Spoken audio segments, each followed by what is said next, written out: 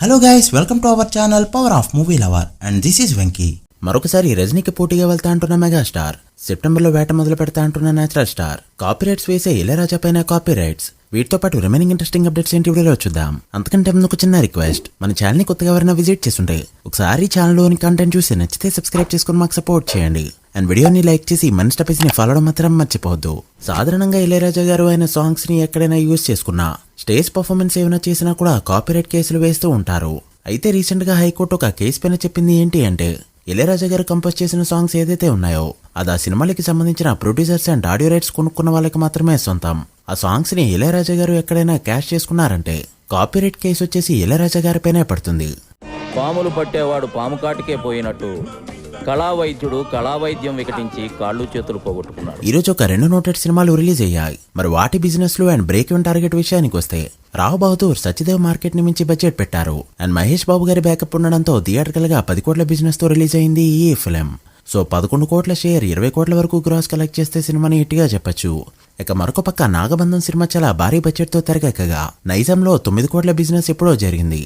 ఇక ఆంధ్రలో 11 కోట్ల వరకు బిజినెస్ చేరడంతో తెలుగు స్టేట్స్ లో బిజినెస్ 20 కోట్ల మార్క్ దాటింది. ఇక రెస్ట్ ఆఫ్ ఇండియా ఓవర్సీస్ మొత్తం కలుపుకుంటే వాళ్ళు వేడిగా 27 కోట్ల బిజినెస్ తో బరిలోకి దిగింది ఈ ఫిలిం. సో 28 కోట్ల షేర్ కలెక్ట్ చేస్తే సినిమాని హిట్ గా చెప్పొచ్చు. చూడాలి మరి ఏ సినిమా హిట్ అవుతుందో.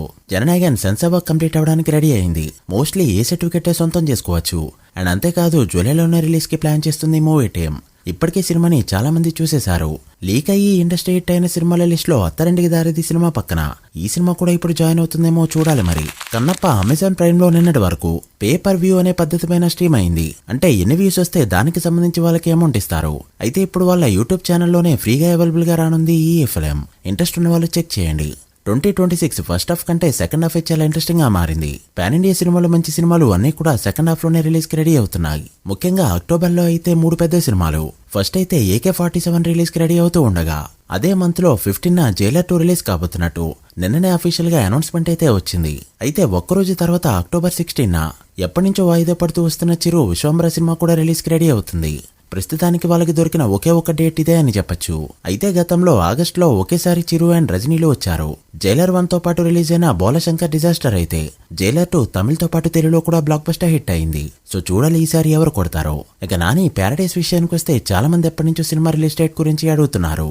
అండ్ రీసెంట్ గా అప్డేట్ కూడా బయటకు వచ్చింది. యూఎస్ఏలో డిస్ట్రిబ్యూటర్లు ఎవరైతే ఉంటారో వాళ్ళకి ఇన్ఫార్మ్ చేసిన డేట్ వచ్చేసి September 25th. September 24th premieres కి రెడీ అయిపోయిందని చెప్పి ఇన్ఫర్మేషన్ అయితే పాస్ అయింది. ఇదైతే చాలా మంచి డేట్. చాలా రోజుల తర్వాత నాని సినిమా జెన్యూన్ గా చాలా భారీ హైప్ తో రిలీజ్ కి రెడీ అవుతుంది. ఏమాత్రం టాక్ వచ్చినా కూడా బాక్సాఫీస్ దగ్గర వండర్స్ చూడడం పక్కా.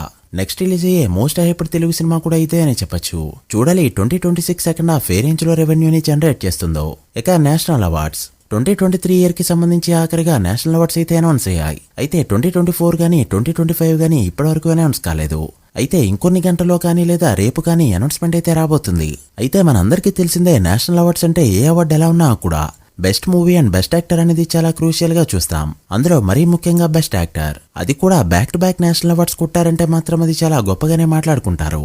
తెలుగులో అసలు అవార్డు రావడం అనేది ఫస్ట్ టైం పుష్ప 1 కి జరగ్గా ఇప్పుడు పుష్ప 2 కూడా వస్తుందా అని చెప్పి ఫ్యాన్స్ అయితే ఎక్స్పెక్ట్ చేస్తున్నారు. అండ్ 2024లో అల్లు అర్జున్ తో పాటు చాలా మంది అయితే రేసులో ఉండగా అవార్డు ఎవరికి వస్తుందో తెలియాలంటే ఇంకొంతసేపు వెయిట్ చేస్తే చాలు. రేసులో మాత్రం చాలా సినిమాలు ఉన్నాయనేది కాదలేని వాస్తవం. అయితే మనకి ఇది కూడా తెలుసు, సంబంధం లేని సినిమాలకి ఎక్కడెక్కడో ఏరి మరి అవార్డులు అనేవి ప్రెజెంట్ చేస్తూ ఉంటారు. చూడాలి మన చిన్న సినిమాల వరకు అవార్డులు వస్తాయో లేదో. 2024 ఇయర్ కి గాను ఎవరికి బెస్ట్ యాక్టర్ గా నేషనల్ అవార్డు వస్తుందనుకుంటున్నారో కామెంట్ చేయండి. So guys, that the video.